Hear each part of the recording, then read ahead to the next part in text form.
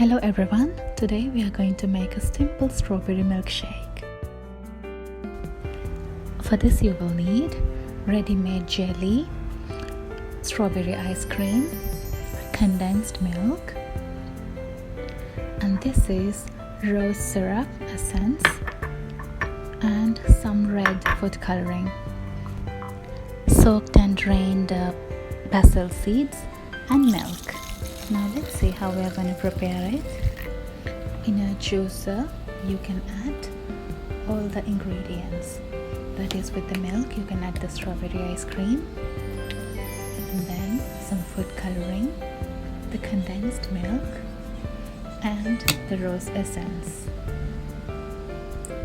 You should blend all the ingredients together until it all comes together nicely.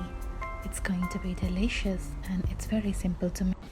You can top it with the soaked basil seeds, jelly, ice cream and cut strawberries and some nuts of your choice. Thank you for watching. I will see you in another video.